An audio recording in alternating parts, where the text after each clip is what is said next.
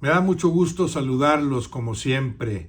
Ayer se jugaron los otros dos cuartos para definir a los dos semifinalistas que faltaban. Ya anteayer se habían instalado en esa penúltima instancia los franceses y los españoles, ambos con sobrados merecimientos, aunque sin mayor lucimiento en esta fase de cuartos de final, que en general creo que ha sido la fase más floja de esta Copa del Mundo, que había ofrecido grandes partidos, memorables encuentros con todo y los cuestionamientos arbitrales que han adornado esta Copa del Mundo. Creo que los cuartos de final no estuvieron a la altura de los octavos o de la mayoría de los partidos de octavos e incluso algunos de 16avos o de la fase de grupos. Los cuartos en general, los 4 partidos que se jugaron en los cuartos, por abajo del nivel futbolístico que esta buena Copa del Mundo venía exhibiendo, venía manifestando. Y ayer primero fueron Inglaterra y Noruega los que se enfrentaron en Miami, un clima caluroso,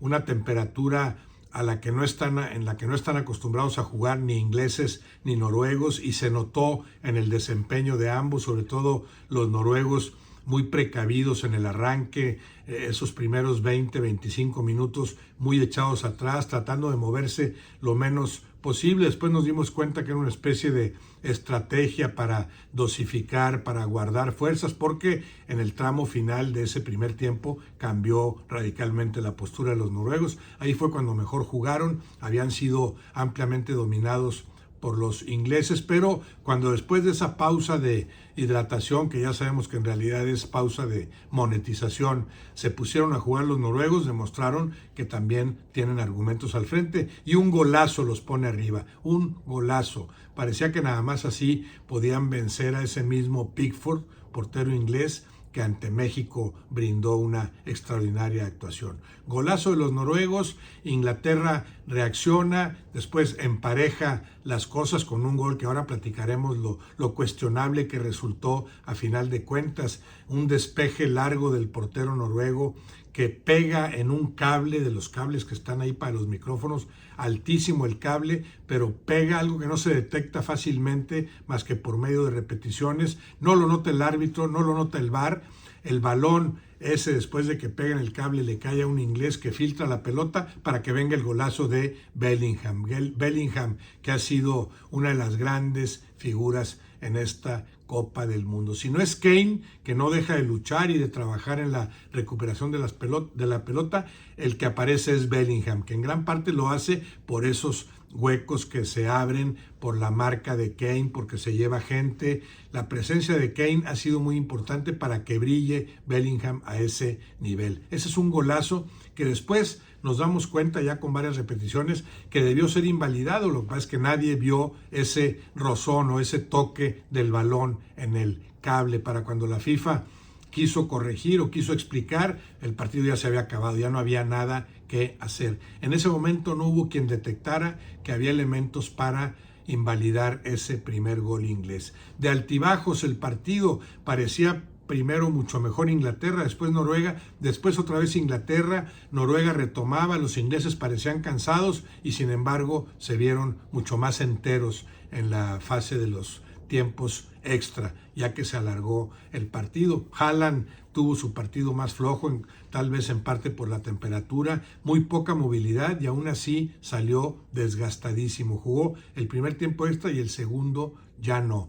Un partido que en términos generales, seguramente por la propia temperatura, no ofreció lo que esperábamos, pero a final de cuentas se impone el que fue mejor, Inglaterra, que además lo ha sido a lo largo de este torneo con respecto a los noruegos. Justicia futbolera elemental. Y después viene la Argentina-Suiza. Ahí llegaban los argentinos como claros favoritos, pero empiezan bien los suizos. El primer ataque de Argentina deriva en tiro de esquina, cobra Messi, gol de McAllister, gran cabezazo, golazo a los 10 minutos, y parecía que todo sería muy sencillo para los argentinos. pero no lo fue para nada. Muy floja la actuación de Argentina y los suizos fueron adquiriendo confianza, peleando cada vez más hasta que consiguen el gol del empate. Ahí el partido en el tramo final ya del segundo tiempo se veía para cualquiera, porque los argentinos no encontraban los espacios y los suizos, aunque tenían menos la pelota, lograban profundizar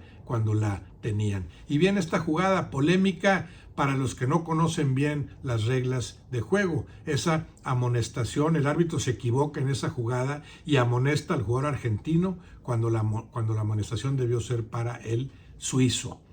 El VAR está preparado y está designado a este tipo de jugadas. El VAR interviene cuando es penal, expulsión, gol, incidente no visto o identidad equivocada. Y aquí interviene porque se da cuenta el VAR que el árbitro se había equivocado amonestando al argentino cuando la amonestación era para el suizo que había fingido tal falta, además con un contacto provocado por él mismo. Por eso llama al árbitro. El VAR no revisa amarillas, pero sí revisa la identidad equivocada. Al llamar al árbitro, el árbitro se da cuenta con la jugada que la amarilla no era para el argentino, sino para el suizo. Y así lo hace, avisa, ya vi la jugada, no es amarilla para el argentino, sí es amarilla para el suizo, que ya estaba amonestado, tiene que salir de la cancha, no hay de otra. Después se quejó el entrenador suizo, no sé si porque no conoce la regla, y con este cuento también que se ha desparramado por todos lados de que ya está todo preparado para que Argentina y Francia jueguen la final. Ha habido decisiones arbitrales cuestionables. Lo más lamentable en esta Copa del Mundo fue lo de Balogun, que lo rehabilitaran descaradamente entre Trump e Infantino. Eso sí fue un descaro total y daña mucho a la FIFA y daña mucho a la Copa del Mundo y a la imagen del arbitraje. Ahí le faltó también a Pierluigi Collina alzar la voz a nombre de sus árbitros y no doblarse como lo hizo ante los designios de Infantino después de la llamada con Trump. Eso fue lamentable en esta Copa del Mundo, pero es muy distinto a las decisiones arbitrales que después se han tomado, unas más cuestionables que otras, pero hay que entender primero bien las reglas del juego y cuáles son las atribuciones del VAR y cuál es el protocolo para que entre o no entre, para que le hable al árbitro o no le hable. Primero entenderlo y después quejarse. El caso es que con ese hombre de ventaja, los argentinos se van al frente, no logran anotar en los 90 minutos, se alarga el partido, hay un dominio territorial muy claro de Argentina con un hombre más, ya muy poco amenazantes los suizos en el tramo final, los argentinos sin encontrar la debida claridad. No fue el gran partido de Messi, aunque era el iniciador de los ataques argentinos, hasta que viene el golazo de Julián Álvarez, un golazo muy por encima de lo que había sido el nivel del partido. Y después el 3-1 ya con los suizos volcados al frente y concediendo muchos espacios. A final de cuentas, gana el equipo que mejor jugó o que menos mal jugó, porque no fue una serie de cuartos de final muy atractiva que digamos, como no lo fue tanto la de Inglaterra-Noruega. Lo que sí se presenta muy atractivo es ahora este lugar de las semifinales, esta fase de semifinales. El martes, Francia contra España, amplia favorita Francia, pero sabemos que España es capaz de mejorar en su fútbol y que el estilo español se le puede atorar un poco a los franceses. Y en la otra muy pareja, Inglaterra-Argentina, ha jugado mejor Inglaterra, creo, en términos generales en esta Copa del Mundo, pero sabemos lo que son capaces de hacer los argentinos, siempre respondiendo en función de las circunstancias que cada adversario les presenta. Y, aunque muy equilibrada, veo ligeramente favoritos a los argentinos. Como se preveía, de los 8 cuartofinalistas que llegaron, 4 han sido campeones y 4 no.